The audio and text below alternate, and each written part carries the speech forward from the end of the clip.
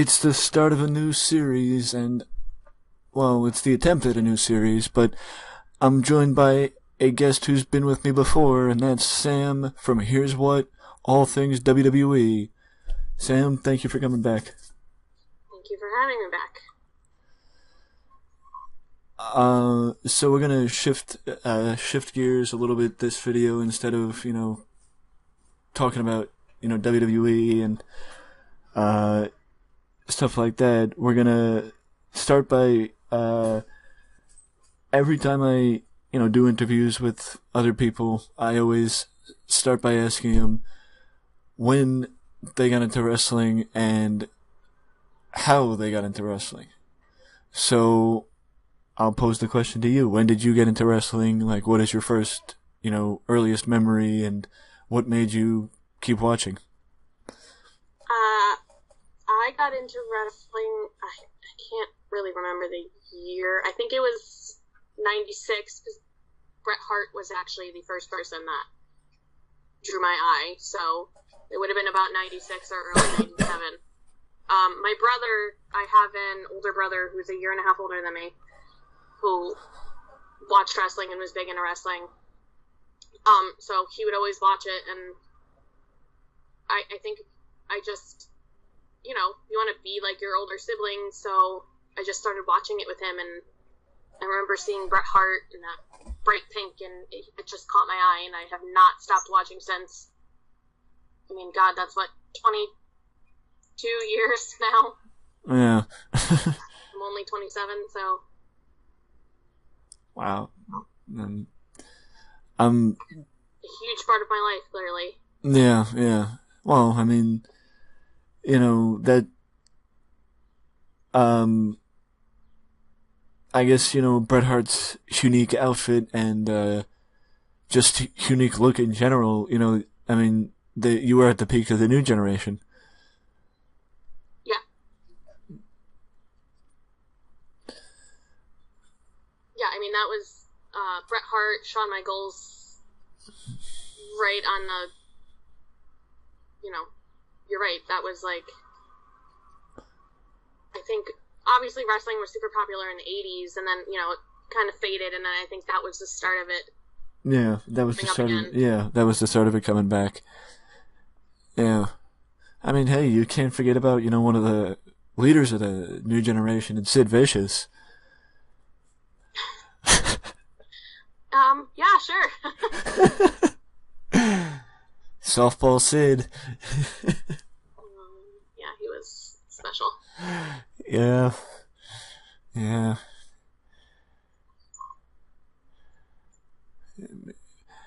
You don't have to look too far to see how special Sid was by looking at some of his promos from WCW.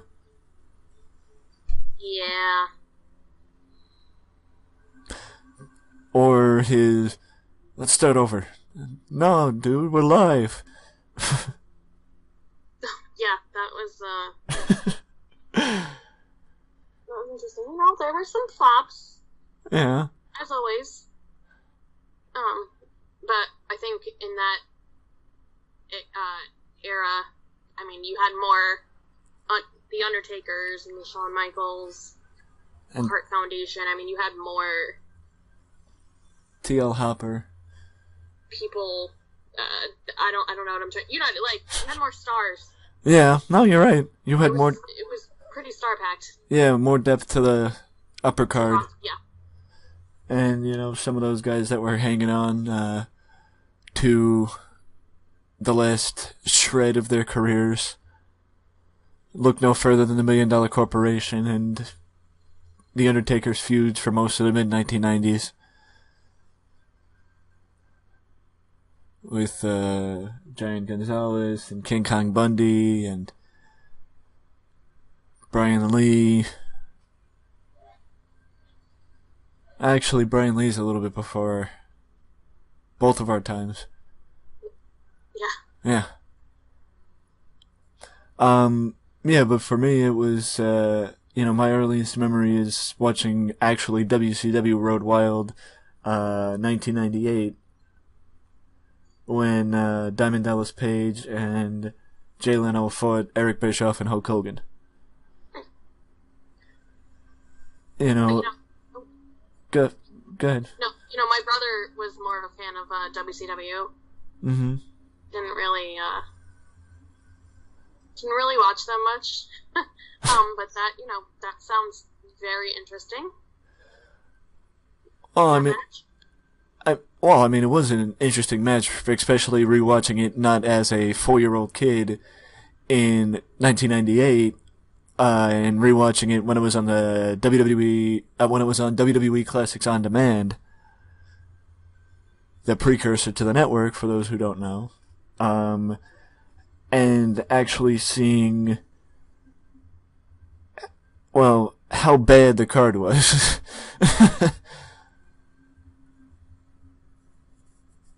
And the fact that Goldberg was featured as the WCW World Champion in a battle royal with the B-level NWO.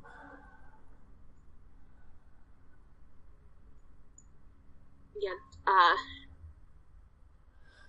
WCW was, at one time was, like, Oh, yeah. something, and then, clearly towards the end it fell apart. Yeah, that is true.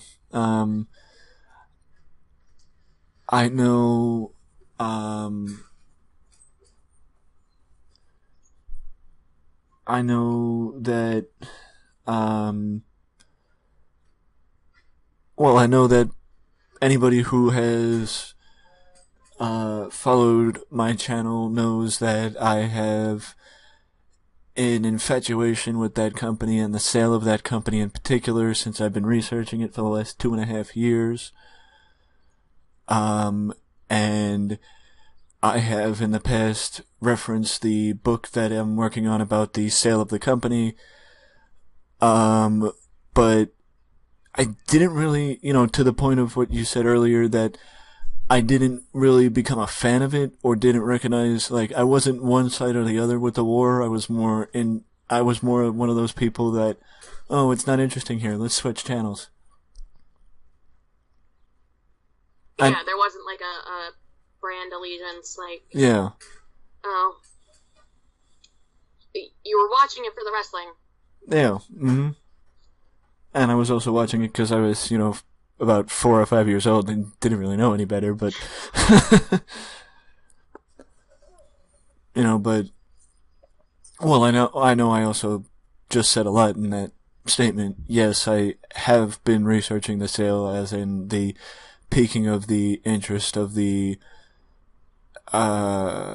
curiosity of how it happened, and I have been doing it for 2 years, and I am in the process of writing a book. Nice. So, there's that. Just, cheap plug. If you can't cheap plug yourself on your own channel, when can you do it? Exactly.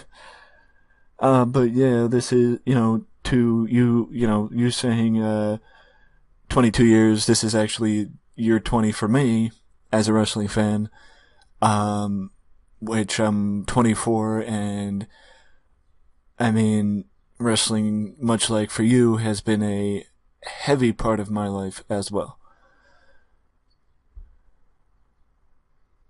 I feel like you tend to see that you're either, like, hardcore, been watching it for 20 years, or, like, you just started. Yeah. Mm-hmm. There's no in between. You never see people anymore that are, like, casual viewers. Mm-hmm. It's either you're into it, or you just started it. Well, I think that goes back to, our, actually, one of our subjects for today of, the territory and what we've been talking about, because when we started watching the Monday Night Wars, that the peak eras of wrestling, a lot of the fans stopped watching that used to watch during those eras. Would you agree? Oh, yes. Whether for one reason or another, the people that watched in the 80s, yes, there are still people that have been fans for 30, 35 years and are still watching from the 1980s, but there's not as much, as there was. No, and but I think a lot of that is it was about wrestling back in the 80s, like pure wrestling. Mm-hmm. Now it's television, who's more appealing, who's gonna, you know, we have to please an audience, we have to please sponsors. It's not that there isn't wrestling content, but it's not the same. You're in a completely different era. Yeah, yeah. And so I think people watched it. I mean, you know, my dad, we would talk about it, and he used to watch in the 80s, and now he's like, oh, like, he'll stop and just stare at the TV, like, what are you watching? Like, it's not the same anymore. My dad's the same way. He used to watch back in the 70s. Heck, my mom used to watch in the 70s, too. You know, we've had conversations about how she would watch Chief Jay Strongbow do his tribal dance on Saturday mornings or Sunday mornings or whenever the heck it was.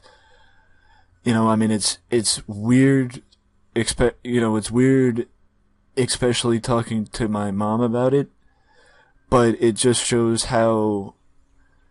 I mean, even my grandma has mentioned Gorgeous George. I mean, I guess, you know, wrestling has deeper ties than I thought. Yeah. You know. But, you know, don't worry, we're not going that far back to, you know, the Dumont Network and Gorgeous, and, you know, pre-television for wrestling, where, we would just, you know, be going back to the first, in many ways, golden era for wrestling. Now, just as a quick test, how much do you know about the 1980s wrestling, and how much do you know about, like, the territory system, and, you know, talk a little bit about your knowledge of that? I think I know more like late 80s, Mm-hmm. and I'm not really knowledgeable of the territories. I think I have like a basic understanding, but not so much. Well, for any, I won't go too much into detail. For more details on the particular, you know, series, for anybody watching, you can check out the monthly retrospective that I had been doing before we went on a hiatus, with Billy Garcia, to go more in depth into particular territories. But for those who don't know about the 80s, for whatever, you know, if you're wondering, if you're curious, wrestling back in the day was carved up into particular areas. I'm sure you know the WWF had the tri-state area, from Maine down to Washington or Maryland. The Crockett's had Carolinas. I'm not gonna go far back. I'll just say Jim Barnett and Ole Anderson had Georgia. Eddie Graham had Florida. Jerry Jarrett later on had Tennessee. You know, Nick Goulas was there too. The Fuller family was there too. Yes, Tennessee Lee. The Von Erichs had Dallas. Dick the Bruiser was in Indianapolis. Or Indiana. Sorry, I don't know why I always think Indianapolis is a state. Bob Geigel and Sam Mushnick and Harley Race in Missouri. Harley Race actually still has Missouri. The Sheik had Detroit in Michigan. And then the Tunnies, the Harts, the Duprees, up in Canada. Don Owens in Oregon, Minneapolis, Minnesota with Vern Gagne. I think I covered all the areas. Roy Shire with San Francisco, and then, you know, Japan is pretty much the same as it was back in the 80s as it is now. Only Inoki and Baba had the main cusps of the crux of the territories. And we talked a little bit, like, before, in the last video, like, that was, it's so much different, again, I mean, obviously, but so much competition. Yeah. Back in the 80s, like, as compared to now. Yeah, like so many different territories. Yeah, I mean, you get tired of, like the Bruiser Brody type thing of you don't outweigh your welcome in one place without knowing, okay, I can go somewhere else. Yeah, exactly. But, I mean, yes, it may start popping up now, but it's not as present as it was back then, where people, after like 3 months in a place, which I'm sure being a lifelong WWE fan, about the old formula with Bruno, that it was most people would work Bruno for 3 months, then a new person would come in.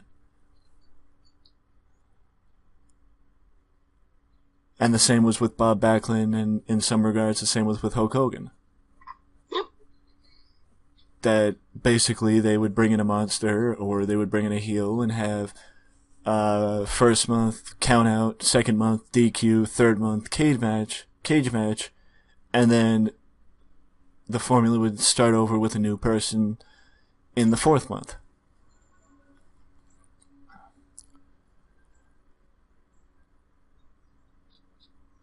Wow, yeah. Feels like nothing has changed in that aspect.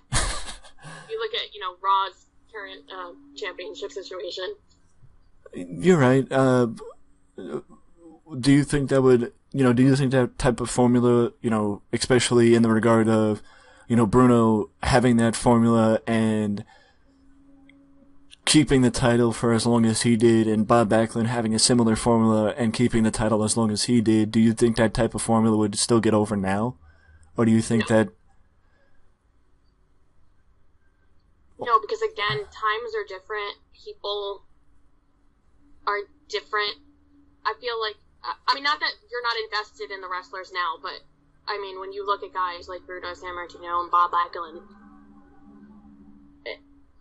you were so invested in them that you wanted them, in their performance and their skills. Nowadays, people want change so often that they would get tired of it so quickly. Yeah. I think. Well, look to New Japan and people getting tired of, or getting a little bored with Okada as champion. He's been champion for 680 days. I only know that off the top of my head because I did a post about it yesterday. But, in reality, I could probably do another one about, comparing the last time somebody in WWE held the title for that amount of time, and I think for that, we have to go back to the 1980s. Yeah, unless you consider, Moolah, but... No. But... Nobody... Yeah.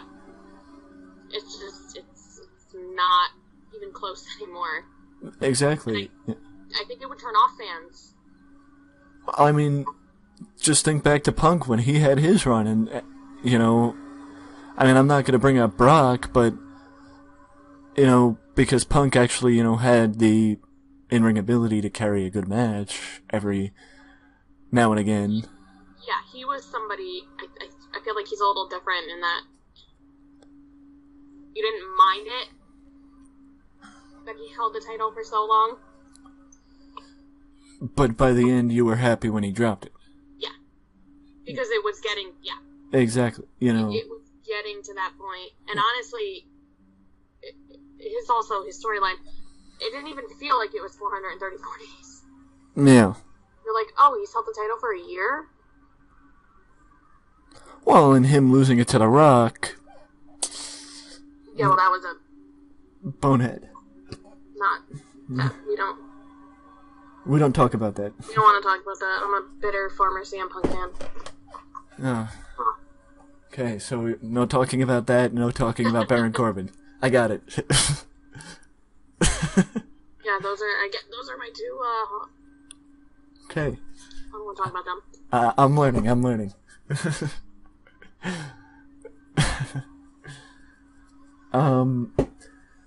But I mean, I guess in a way that shows how different the booking is in Japan. With Gedo and Jado taking a lot of their booking from Dusty, their booking decision making and style from Dusty, that they have, Okada leading the charge for as long as they have, and how, Japan is, in a way, still in the 1980s as far as that's concerned, but wrestling here has evolved. Yeah, it's interesting looking at it from that perspective, that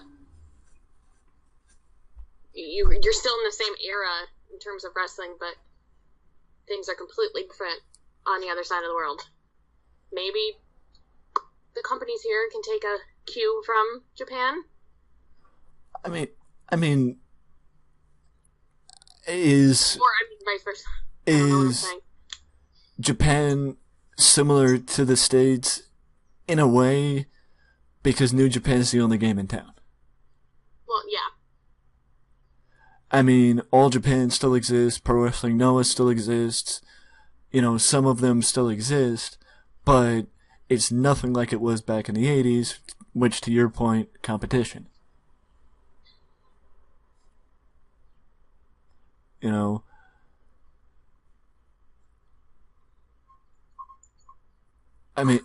I mean, just thinking about how New Japan actually kept Pro Wrestling Noah open, and even sent, I think, Jado over there to help booking before they sold the company to somebody else, that shows the success of New Japan. Yep. And how they may have become the WWE of Japan.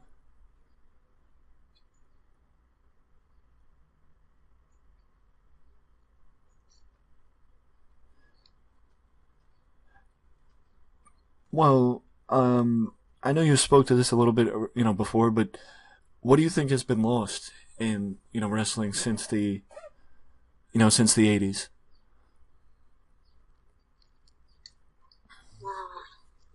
That's a interesting question.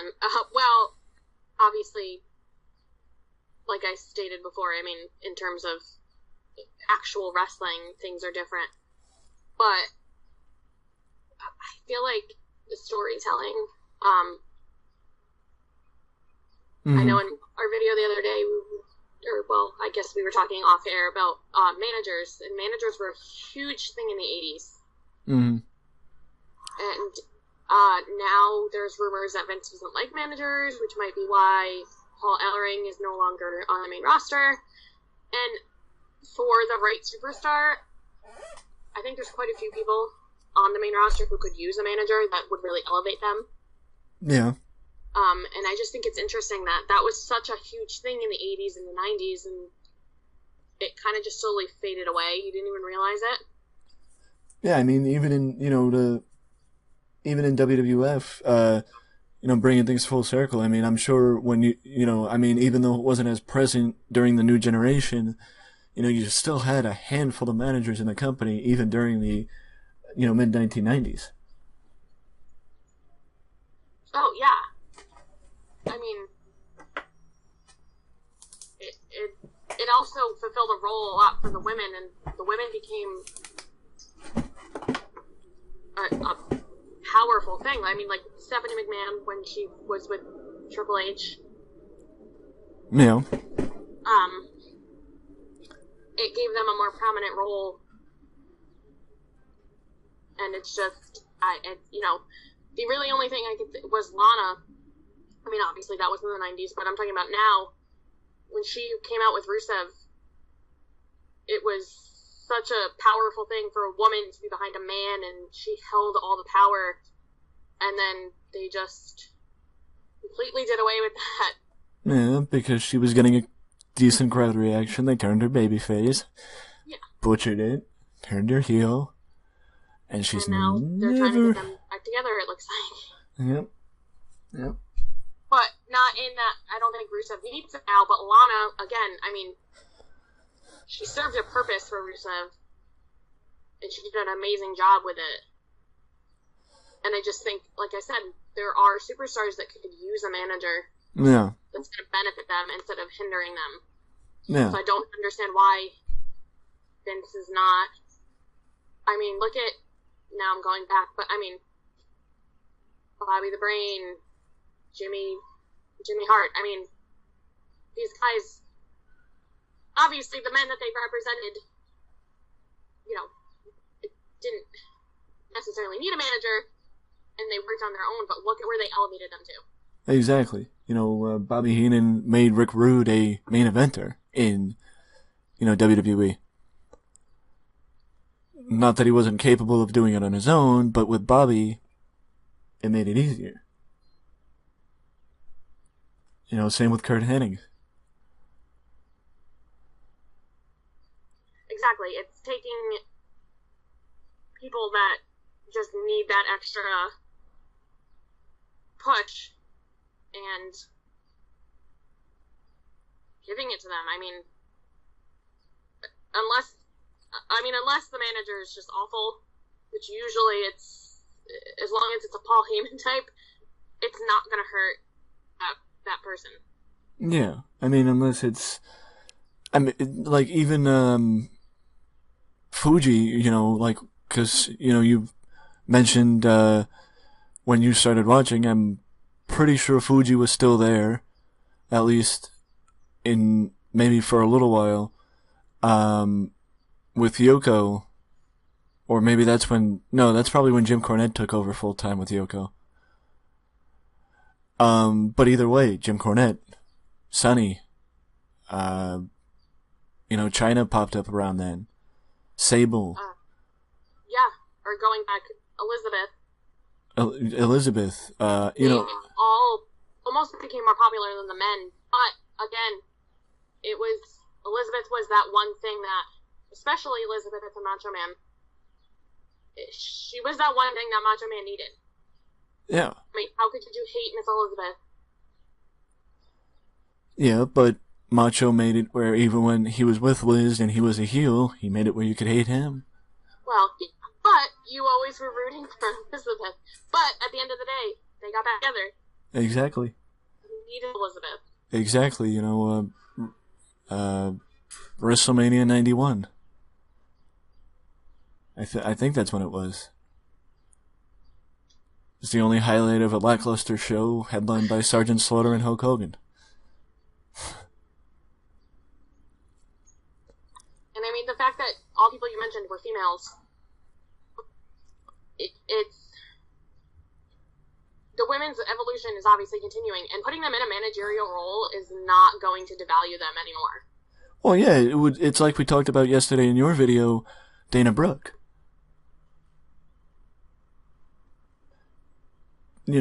Somebody who doesn't have the skills or didn't have the opportunity to develop skills or what have you, you can find a different role for them.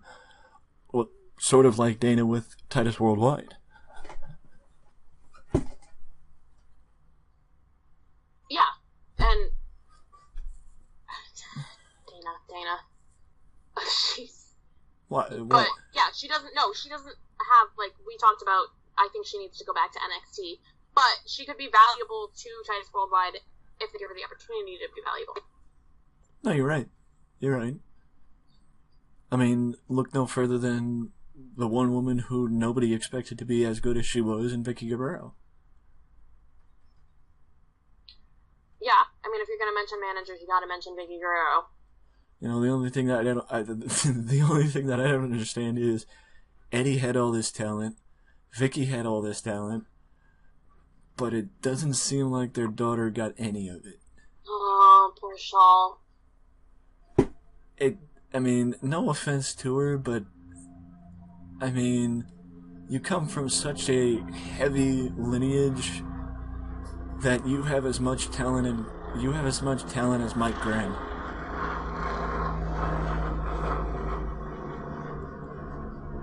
Which, you know, some might take that as a compliment, but if anybody who, once again, like I said in our previous recording on my channel, if anybody knows my love for Mike Graham, you know that's not a compliment. Oh, but you know, it's got to be difficult coming from a family like the Guerreros, and she's the David Flair of the Guerrero family. Yeah, I mean, are you like the Hart family? Like, if you're not a wrestler, what do? Cry. She's Bruce Hart.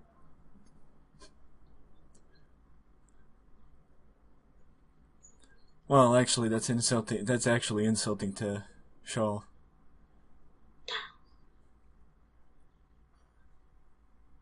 Because, you know, she's, you know, actually got, you know, some charisma, I guess.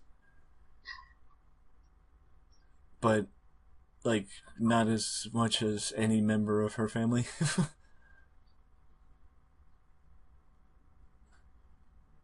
She's Lacey Von Erich. That's the best way to put it. Yes. Yeah. Oh, poor Lacey Von Erich. She tried. She did.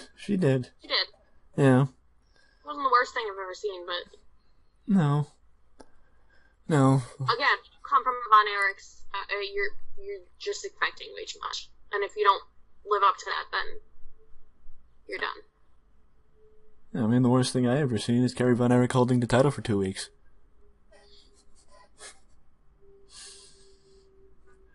I know, you probably thought I was going to say something about Mike Graham or Baron Corbin or CM Punk's title reign or something like that, just to ruffle your feathers. Wait, no, Mike Graham wouldn't ruffle your feathers. But going back to Vicky Guerrero, do you think she kind of I can't think of the word, kind of brought back managers? She was I mean, I think she should have brought back managers. You know, because, I mean, don't get me wrong, some of her pairings were, like, ridiculously bad. But also, maybe in a way, not given the opportunity. You know, like, because Eric Escobar got as much of an opportunity as Hade Vanson. People probably have no idea who you're talking about right now. Either guy. Google that. Google them. Yeah, Google both of them. Or you can go to WrestlingExpress.net and check out my post from a few weeks ago about Hade Vanson. Well, and that just goes to show you, I mean, if it doesn't work with Vicky Guerrero, then you're just not going to work. Well, also, I mean, Eric Escobar was down in developmental as long as Fandango was. I mean, Eric Escobar had a stay with, I want to say he had a stay with either DSW or HWA before going to OVW. And then he came up with Vicky and it didn't work. You know, but like you said, you know, Vicky at one point was Paul Heyman, you know. Like you know, you may say, oh, Vicky's, you know, Paul Heyman's on a leg of his own. Yeah, but Paul Heyman says Bobby Heenan's better than him. You know, Jim Cornette says Bobby Heenan's better than him. But yeah, no, I think that's a fair comparison. But at one point, Vicky Guerrero was Paul Heyman because she was in a league of her own. Oh, yeah. I mean, the amount of heat the amount of heat she got, you know, from the crowds every week.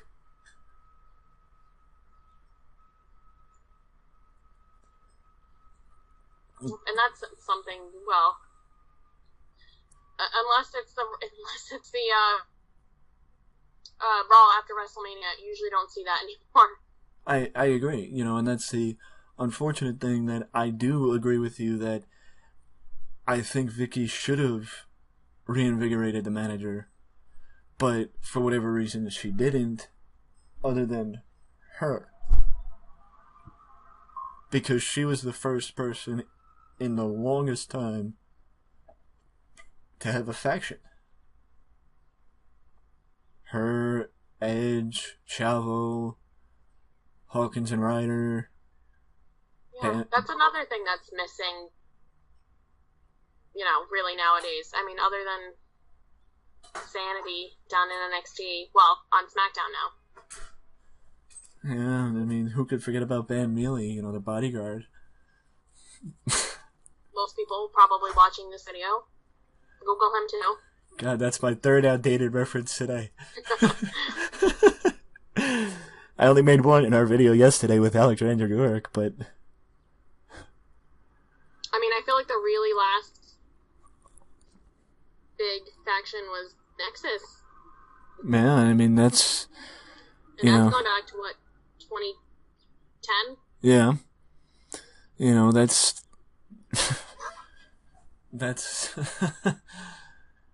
That's like, I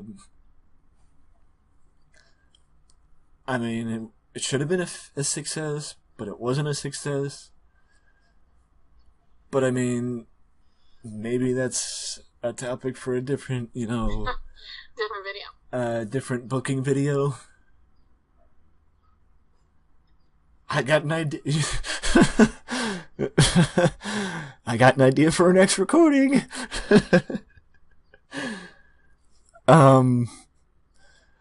But yeah, I mean, do I think Vicky was a throwback to?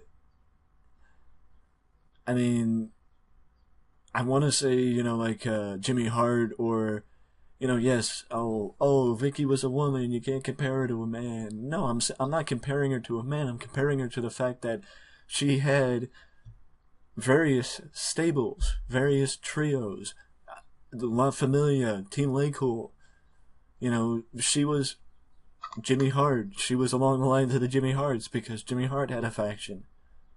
Hell, to go back to when you started wrestling, Camp Cornette, started watching wrestling. You've never wrestled professionally. But she was a throwback to then. She was a throwback to the Camp Cornette of the new generation, or the Hart Foundation when Jimmy Hart had his stable, or the Heenan family.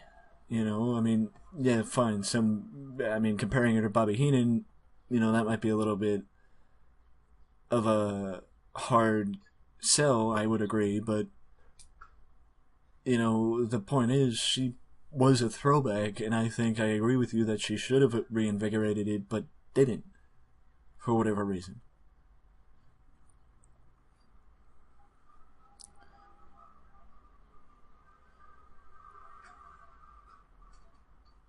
Maybe in future things will change.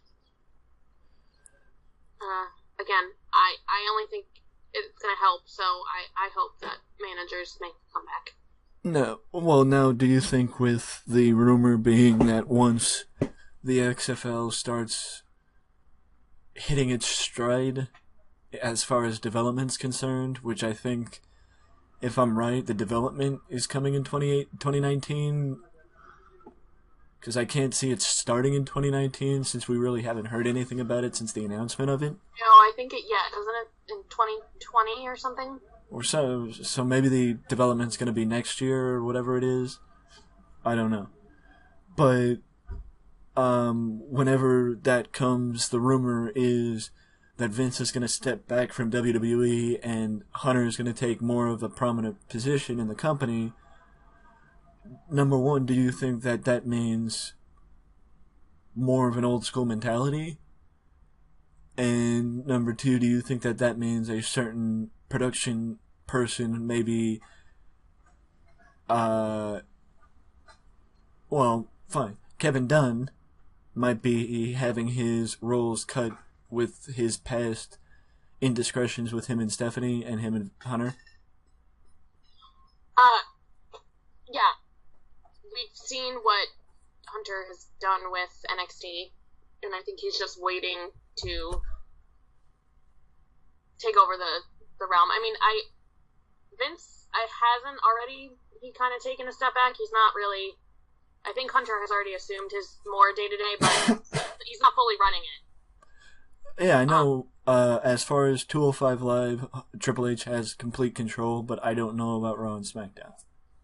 Well, no, but I don't know about SmackDown. Raw, no. No. Vince still has control of Raw. Yeah.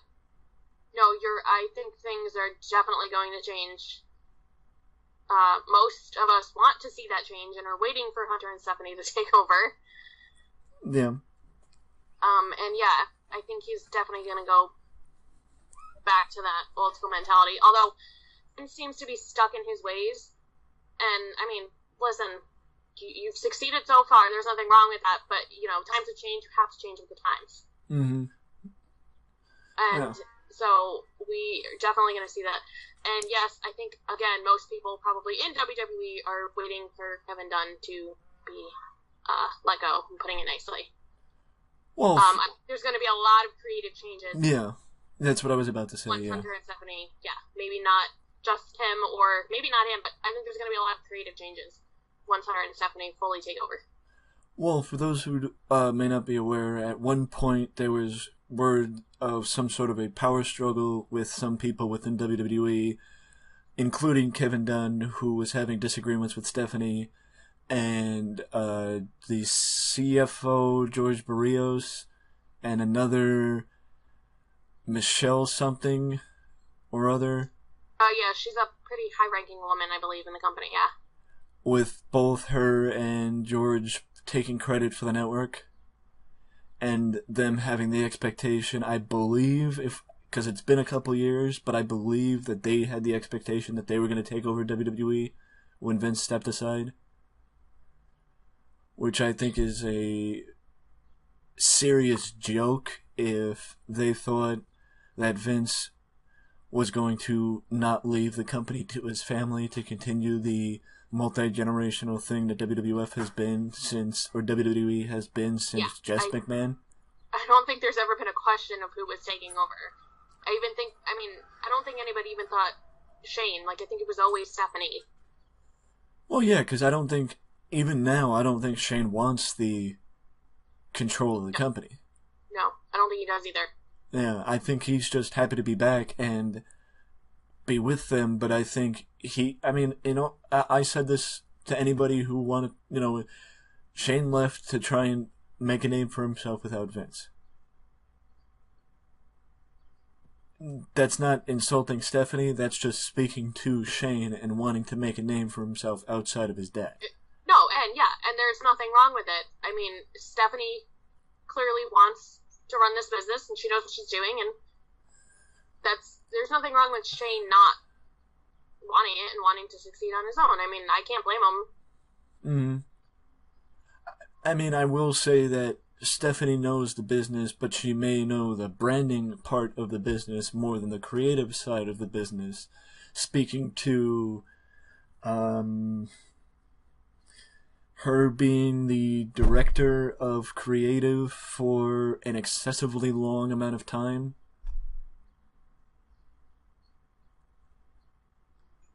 And the company not being the best creatively at some points, speaking to the Nexus and the lackluster start of this 2010s.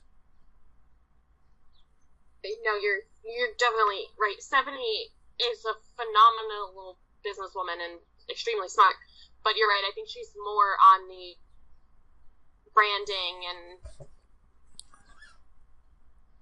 the actual business part of that, and not being, in creative. And I think she should take a step back, which I don't know if she has. I don't know how hands-on she is with that anymore.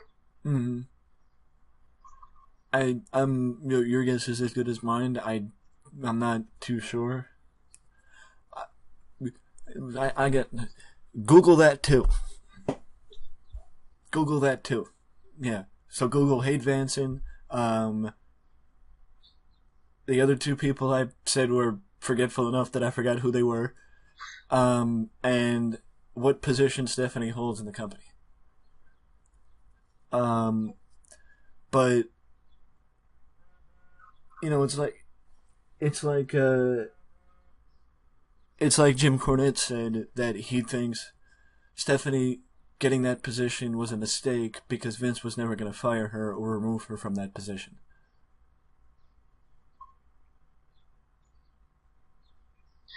Yeah, and not to say that she hasn't worked her, but yeah, I just think she should be more on the business end rather than No, you're right. the creative end. I think that's where Triple H succeeds. As opposed to Stephanie. Not that again Triple H isn't a smart businessman, but I think Stephanie is better doing that, and Triple H being more in charge of the day-to-day operations of the show, which I guess is what I think that's what he's doing anyways as the COO. But moving forward, and once they take over the company, I think that is the best business decision. Yeah. No, I completely agree with you, and I think that that's something that they'll figure out, and, figuring out how Shane fits into the company as well would be a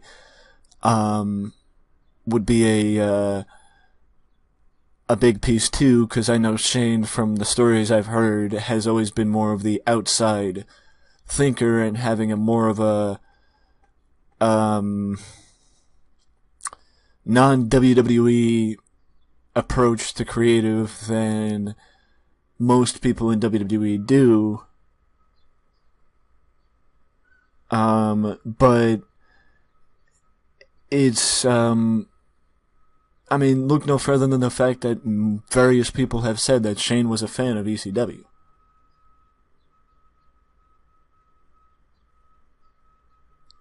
That more than likely puts it as Shane was a fan of Paul Heyman.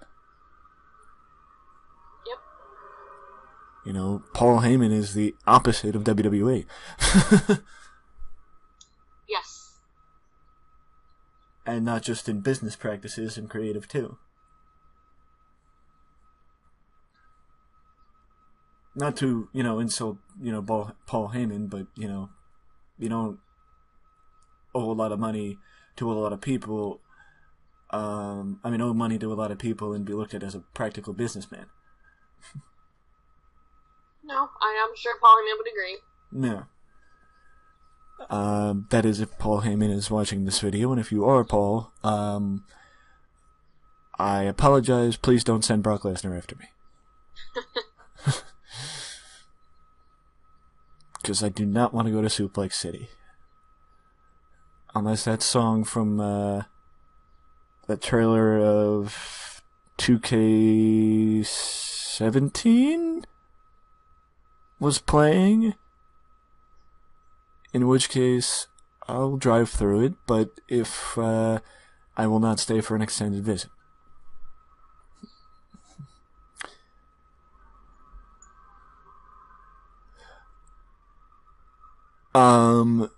But I think one of the better ways to, as far as put the bow on the territory conversation, is to go to another Jim Cornette quote, and that is, wrestling is the only sport or profession where less people watch it now than they did.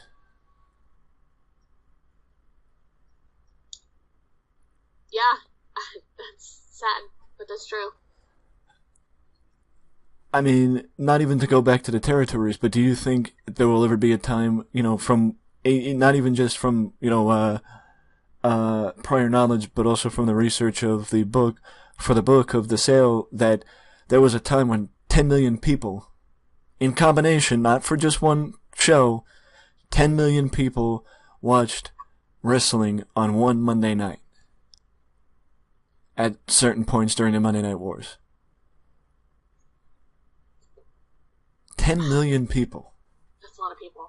I don't know if it would ever get that high, but we discussed in the last video, I think wrestling is definitely becoming more mainstream now. Than it has been in a while. So I do think things are going to change. And again, within the next couple of years, I think once Triple H and Stephanie take over, there is certainly more of a possibility of that happening. But I don't see that happening anytime soon.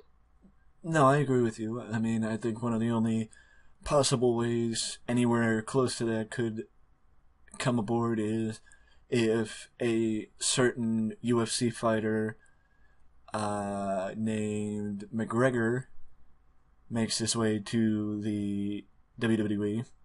I don't see that happening anytime soon, but I think just his personality, he would help increase viewership. Even if the hardcore fans wouldn't like him there is no doubt in my mind he would be a box office sensation for the company. Oh, definitely. And he's going to get more viewers. I don't know how viewership has been since Ronda Rousey, but I'm sure it's helped. Yeah. Tremendously. Yeah.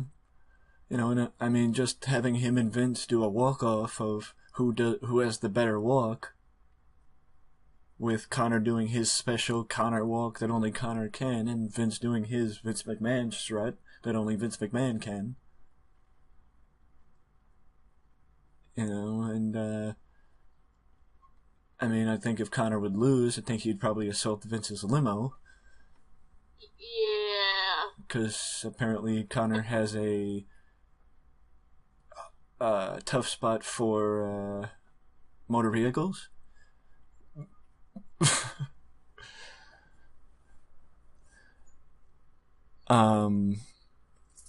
But hey, you know, that's beside the point. But jumping back on track, there was another idea that I had that I was gonna, you know, run past you, see what you thought, because it was a prominent aspect of the 1980s. To be able to talk fans into the building. Like, charisma and microphone skill was a very major part of that era. Like, oh, yeah. Probably some of the greatest talkers in wrestling were in that era. I mean, I think it would be fair to say that every territory had at least 2, 3, or 4 people who could talk the pants off of anybody now. Yeah. It's just not the same anymore. I hate to say that, but it's not. Yeah. No, I don't see it anymore. I completely agree. I mean, other than Paul Heyman. No, you're right. Who's not a wrestler, so if you're looking at pure wrestlers, I don't even know who. I mean, as far as the old school, you know, I'm gonna build up the date, push what I'm selling, and stuff like that, Paul's the only one. But as far as somebody with great charisma, I mean, people hate him, but John Cena has phenomenal charisma. Oh, yeah. Well, it's pretty yeah. John Cena, love him or hate him, the guy puts people in seats. And of course, Baron Corbin. You know, I mean, he's great on the mic. Pure talent. I know. Hey, I had to make one. But I'm not just bringing it up to talk about the, you know, greats of that era. I'm bringing it up because I was gonna ask, how would you feel about cutting a promo? Not sure I could do that. There's only one way to find out. Pick an opponent. And well, I'll give you this. Either pick an opponent or pick a subject that you feel like you would be able to talk about, speak to like you're cutting a promo. It's not going to be Baron Corbin. Okay.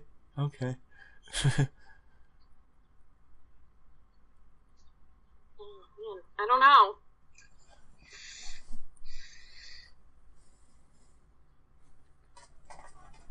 It's really tough. See, I wouldn't be able to do it as a wrestler. I got to give anybody who can cut a promo credit.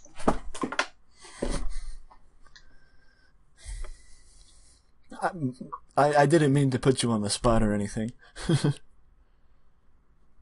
Even if it kind of seems like I did, but that wasn't my, probably should have given you a little bit of a heads up before,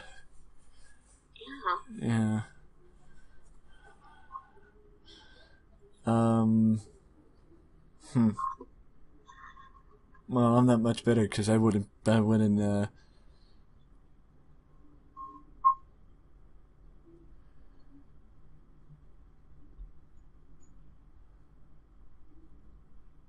I mean, can I just be like Eva Marie and call Summer Rae a big pile of dog poop? I mean, if you... Greatest promo of all time. Hey, I mean, if you... that's a good way to sell a fight. I mean, you're calling somebody the biggest piece of dog poop. You're gonna... I mean, then then you're gonna get to the match and something's gonna happen to stop you from wrestling?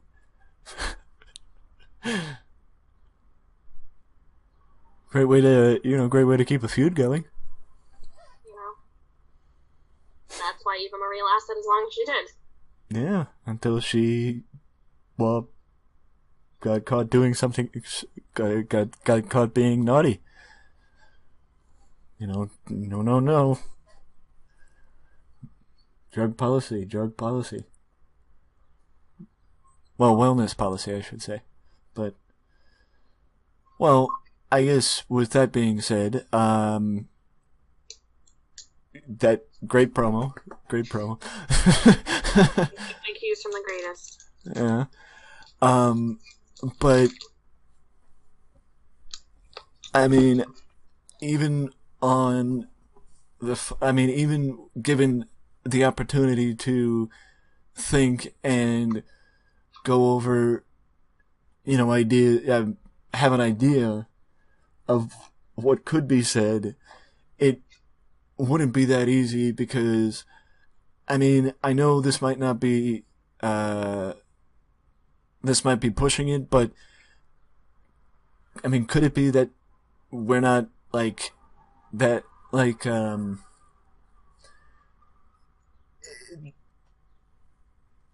mean, no, don't get me wrong. I don't know if, the wrestlers of now, like a Chris Jericho or somebody had done this, but I could see that, like, him in particular being one of those people that when he was younger, he was standing in front of a mirror cutting a promo, because of who he grew up watching. You get what I mean? Oh, yeah. Like, and because of the era we grew up in, that maybe we're not the same as, like, we can't just, Shawn Michaels on May the 10th, we're gonna fight. You're a big piece of dog poop. Yeah, I mean, that was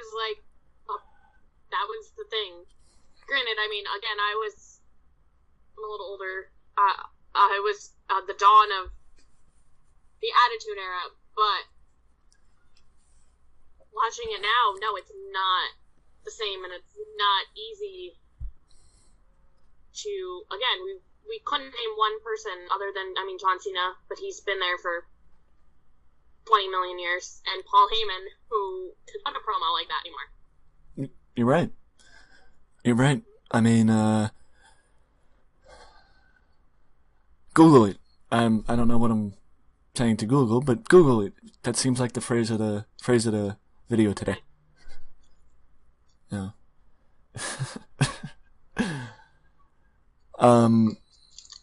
But yeah, I mean, that's, that just, fits the mold of the video pretty much of, promos have, I mean, except on, maybe not so much on, like, the indies, but as far as, WWE is concerned, it's not the same as what it used to be.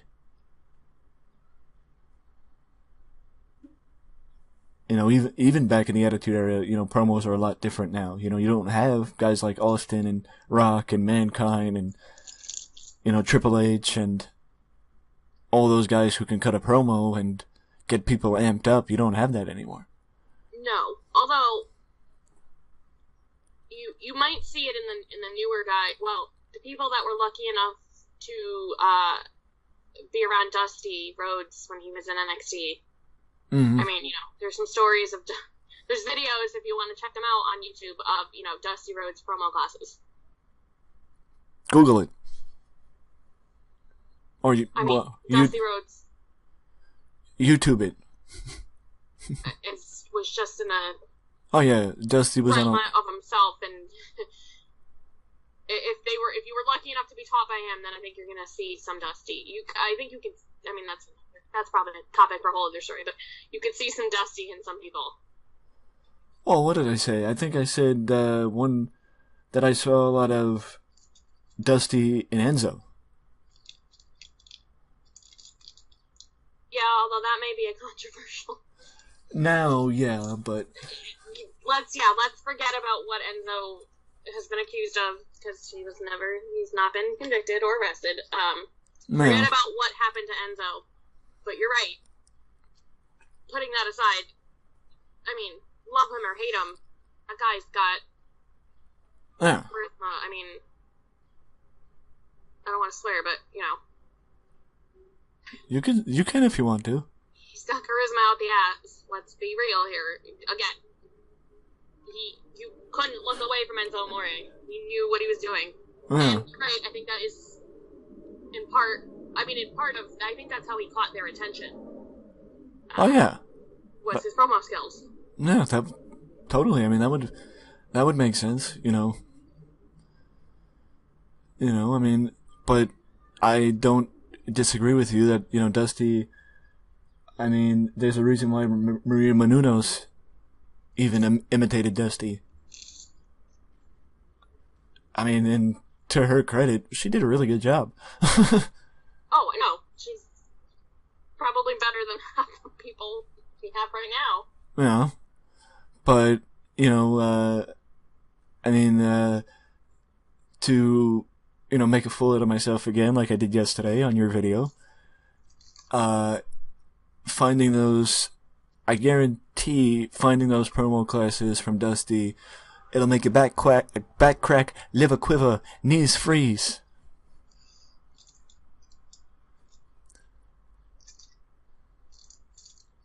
Because the American dream... See, I can't get the lisp down. Only some people can do it. It's a special talent. Bruce Pritchard, oh my god. Bruce Pritchard, corny, Bruce Pritchard, actually, Bruce Pritchard, Vince McMahon is better. Well, what a loss. Dusty Rhodes was. I don't think you realize it. Yeah, you don't realize it until now. What a loss Dusty Rhodes was to the wrestling community. Mm-hmm. Yeah, it's it's a sad, it's a sad thing, but Dusty gave his career to wrestling, and that's why, even though some might not get the the reference, just look at it, not to keep with the phrase, but Google hard times. I think that was 82 or 83, but that was... Yes, if you want to know how to cut a promo, that is the video to watch. Hard time.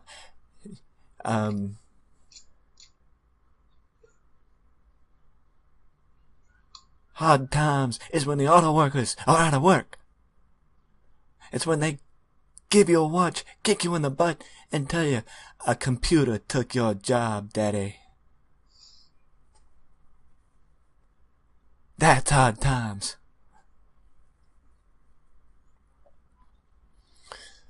But I'm sure that I'm not the only one that can gush over Dusty Rhodes for a extensive amount of time. Oh, that's like a 3-hour video, probably. I'm free next Friday. No.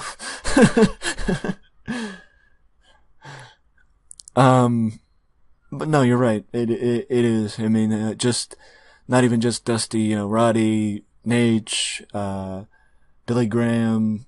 I mean, hell, I mean, I'll even, Gino Hernandez. You know, if you've never seen a Gino Hernandez promo, I mean, yeah, Gino was a lot like superstar Billy Graham or Dusty Rhodes, but you know, I mean, the list of people that could cut a promo. I mean, Austin Idol. I mean, Austin Idol's making Nick Aldis now, showing the benefit of a manager. You know, Jerry Lawler back in Memphis. You know, I mean, the list goes on and on and on of people who could cut promos, and you know, I mean, it could be a 2-part video of, you know, Dusty and all those other guys. You know, I completely agree with you.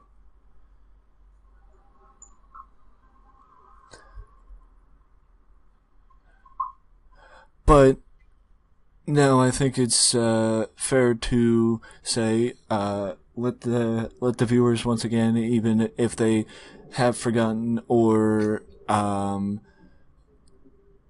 are new. That's what I was going to say. Or if they're new, let them know where they can find you. Yes, I'm on YouTube. Please check out my channel. I update every Sunday. I talk about WWE. It's Here's What, everything WWE. And my Twitter is xsam_I_am_XX, which is all my social media is linked on my Twitter. I mean, on my YouTube channel, in the descriptions of my videos. So. Wow, you got it. You got it this time. You had to look it up last time. I guess you were expecting it this time. Well, just trying to remember things. Well, that's good. Cheap plug, like you said, right? Say it again. Cheap plug, you know. Oh. Gotta get everybody to my social media. Exactly. And you can also check the description for Sam's information down below, like I did in the last video. Speaking of Sunday, I don't know if it's this Sunday, if she has another video coming up, but I did a video with Sam yesterday where we talked about, well, all things WWE. And I'm assuming it's a special video for Sam because from what I saw on her channel, it is about maybe triple the length of her normal videos. Yes. Usually just me talking to a camera, so this is going to be different. Yeah, she's going to have a guest. Yes, first time I've had a guest, but you know, it's always good to change things up every once in a while. Yeah, and you know, it's always good to have somebody entertain you. Exactly. Gets a little boring talking to myself sometimes. Yeah, and a little, makes you feel a little crazy. Yeah. Yeah, I mean, I can speak to that. I usually talk to myself in videos. I had, to throw that out there.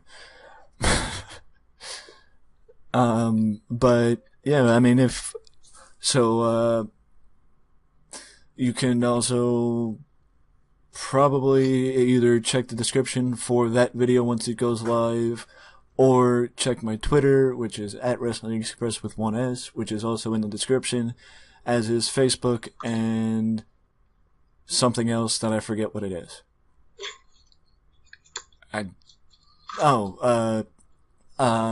It's to like the Facebook page of the musician that did the intro video for the channel. For anybody who was not aware of the bottom, if you did actually look at the description. But with that being said, if you enjoyed this video and want to see more from me and Sam, please leave a like, subscribe to the channel. Please leave a like, comment. Feedback is always welcome and appreciated. Maybe next time I'll actually get the outro correct. Subscribe to the channel to find out if in the next video I do get the outro correct.